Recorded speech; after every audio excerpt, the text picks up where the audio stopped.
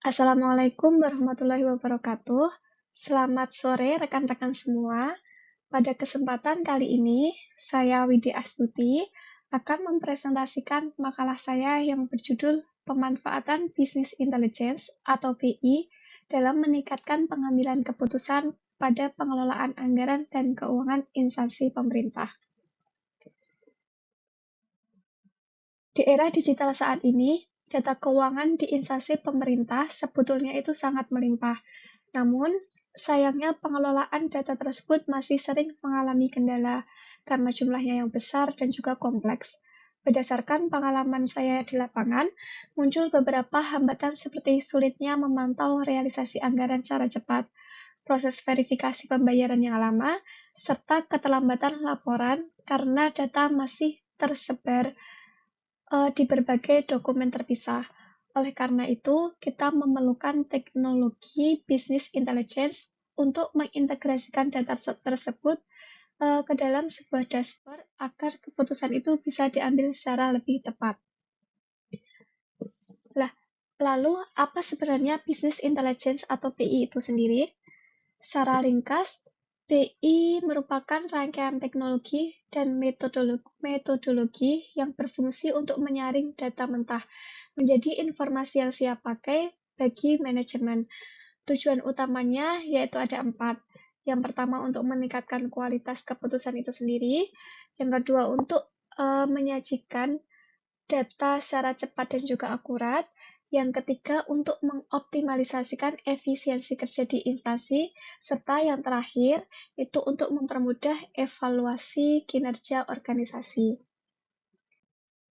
Nah, untuk bisa menghasilkan informasi tersebut, BI ini bekerja melalui 5 komponen utama. Yang pertama, yaitu data dikumpulkan dari berbagai sumber terlebih dahulu atau data source. Yang kedua, data tersebut disatukan di dalam gudang data terpusat yang disebut data warehouse. Yang ketiga, ada proses ETL untuk menyaring dan juga membersihkan data.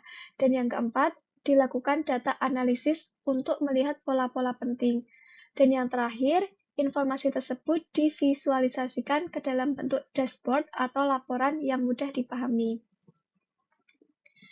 Nah, bagaimana implementasinya pada keuangan pemerintah? BI ini akan menggabungkan data realisasi anggaran dan transaksi pembayaran. Dari sana, dashboard BI akan menampilkan data matriks penting secara real-time, seperti presentase capaian anggaran, kemudian sisa pagu dana yang tersedia, kemudian ada volume transaksi pembayaran, kemudian trends grafik pengeluaran bulanan, hingga perbandingan antara target dan juga realisasi di lapangan. Dengan menerapkan sistem ini, ada banyak manfaat yang akan diperoleh instansi itu sendiri. Pengambilan keputusan oleh pimpinan menjadi jauh lebih cepat tanpa perlu menunggu laporan manual. Kemudian akurasi data itu meningkat karena minim risiko input ganda. Kemudian pengawasan anggaran bisa dilakukan setiap saat.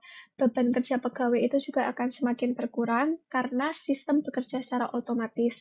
Dan juga yang paling penting, adanya keterbukaan informasi dan juga transparansi keuangan menjadi lebih baik. Namun, kita juga tidak bisa menutup mata dari berbagai tantangan dalam penerapannya. Kendala yang sering muncul diantaranya yaitu kualitas data awal yang kurang rapi, keterbatasan SDM yang paham analisis data, kemudian biaya investasi sistem yang cukup besar, serta adanya resistansi dari pegawai terhadap perubahan teknologi.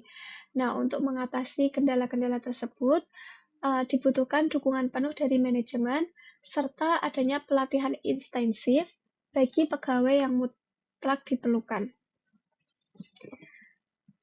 Nah, sebagai penutup, kesimpulan dari presentasi saya saat ini yaitu bisnis intelligence terbukti mampu membawa perubahan positif bagi efisiensi dan juga transparansi keuangan instansi pemerintah.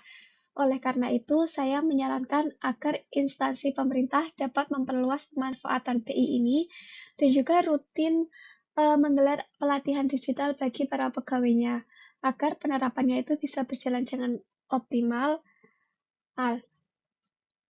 Sekian presentasi dari saya. Apabila ada kesalahan, saya mohon maaf. Terima kasih. Wassalamualaikum warahmatullahi wabarakatuh.